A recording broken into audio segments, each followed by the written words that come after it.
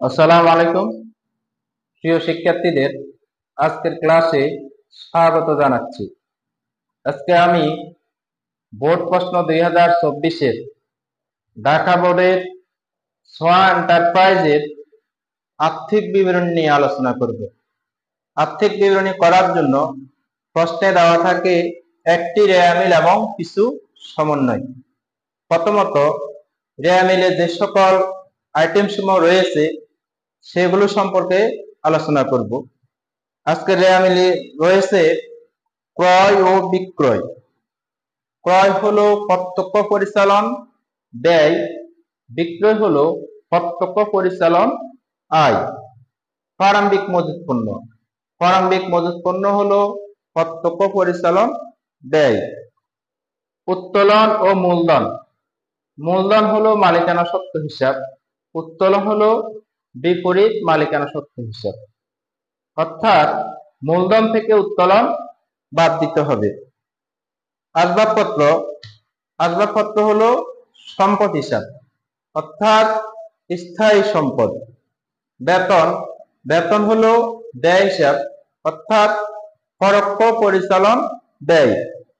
পরিবহন, শুধু পরিবহন থাকলে এটিকে ক্রয় পরিবহন বা আন্তঃপরিবহন মনে করতে হবে, অর্থাৎ প্রত্যক্ষ পরিচালন ব্যয় হিসাব। প্রদেয় হিসাব, প্রদেয় হিসাব হলো দায় হিসাব, অর্থাৎ চলতি দায়। প্রাপ্য হিসাব, প্রাপ্য হিসাব হলো সম্পদ হিসাব, অর্থাৎ চলতি সম্পদ হিসাব। ভাড়া, ভাড়া হলো ব্যয় হিসাব, অর্থাৎ পরোক্ষ পরিচালন ব্যয়। কর ও অভিকর, কর ও অভিকর ব্যয় হিসাব, অর্থাৎ পরোক্ষ পরিচালন ব্যয়। অন্যান্য তথ্যাবলীর মধ্যে রয়েছে, অর্থাৎ যে সকল সমন্বয় রয়েছে, এক নম্বরে আছে সমাপনী মজুত পণ্য 25,000 টাকায় মূল্যায়িত হয়েছে, যার বাজার মূল্য 20,000 টাকা।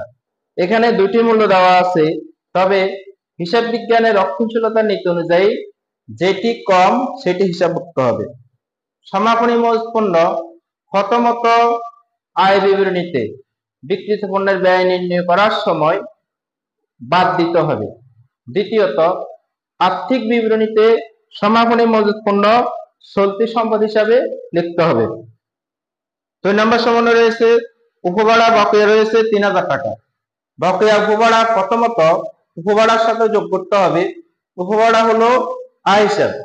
দ্বিতীয়ত, আয়ের বকেয়া চলতি সম্পদ, অর্থাৎ আর্থিক বিবরণীতে চলতি সম্পদের দিকে লিখতে হবে। 3 নম্বর সমন্বয় বিক্রয়ের মধ্যে 5,000 টাকার আসবাবপত্র বিক্রয় অন্তর্ভুক্ত আছে।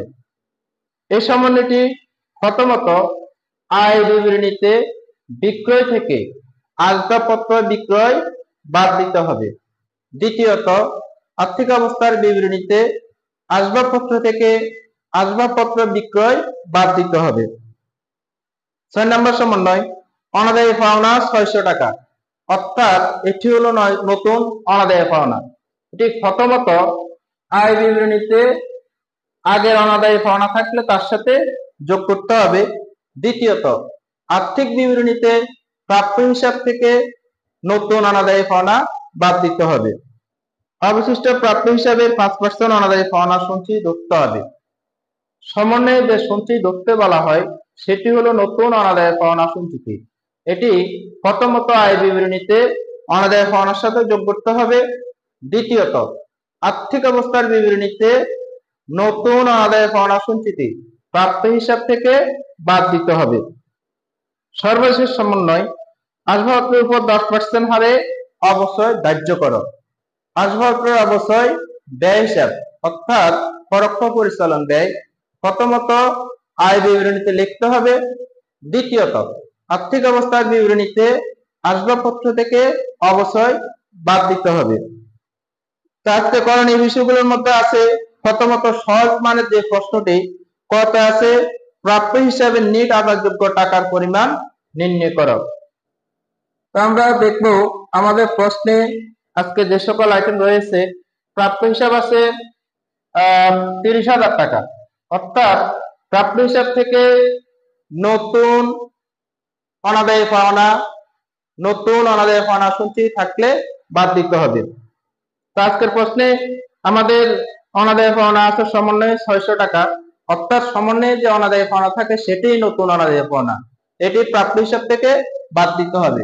নতুন অনাদায় পাওনা 600 টাকা, বাদ দেওয়ার পর আছে 29,400 টাকা। আজকে সমন্বয়ে আছে প্রাপ্য হিসাবে 5% অনাদায় পাওনা সঞ্চিতি ধরতে হবে, অর্থাৎ এটিকে বলা হয় নতুন অনাদায় পাওনা সঞ্চিতি। অর্থাৎ নতুন অনাদায় পাওনা সঞ্চিতি প্রাপ্য হিসাব থেকে বাদ দিতে হবে।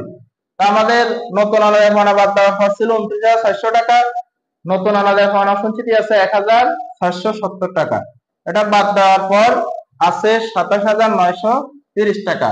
অর্থাৎ প্রাপ্য হিসাবের নিট আদায়যোগ্য টাকার পরিমাণ হলো 27,930 টাকা।